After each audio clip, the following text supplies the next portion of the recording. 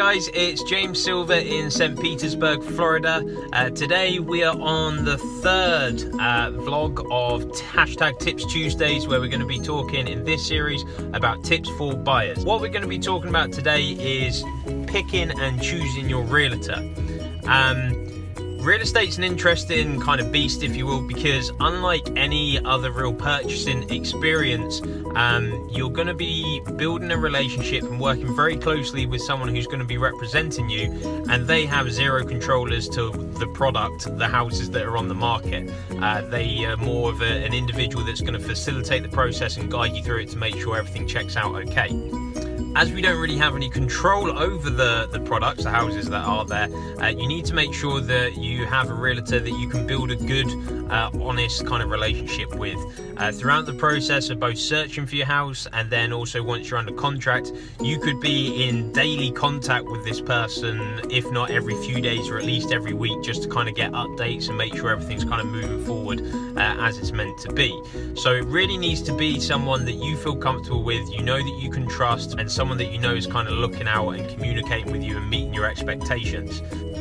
From a buyer's perspective, I'm probably saying a lot of things that you're thinking in your head. How am I going to know that this person is going to fulfill those expectations that I do have, and how am I going to know that they're going to sort of represent me well and deal with me in a correct manner? What I would actually advise you to do is, when you're starting the conversation with a new realtor, even if it's a recommendation from a member of your family or a friend, is kind of just let them know what your expectations are going to be, because what will happen in doing so is that by laying out those expectations, not only are you letting the realtor know, so if they start to sort of hedge back from that, well, that's a good indicator that they're not the right person for you, but also from the realtor's perspective, it enables them to kind of know what it is that they need to be doing specifically for you. How do you prefer to communicate? Do you prefer text? Do you prefer call? Do you prefer email? Everyone has different kind of preferences, but a realtor isn't going to be able to know exactly what your expectations are unless you let them know. So I wouldn't hold back from having that conversation and kind of making those thoughts and feelings apparent.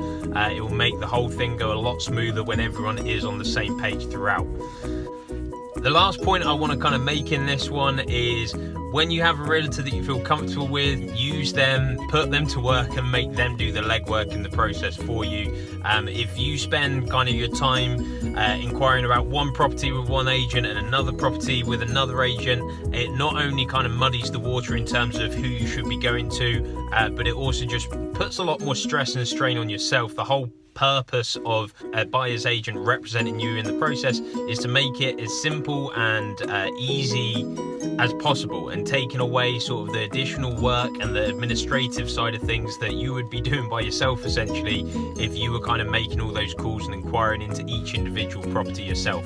Just stick with the one agent. They'll be able to do the legwork for you on that one. If you have any sort of comments or questions on this topic, put them below. I'd be happy to answer them.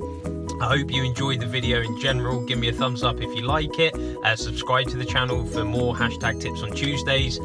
Follow me on all the other social media, J Silver Realtor. It's James Silver, hashtag Brit in the Berg, and I'll catch you next time. Thanks.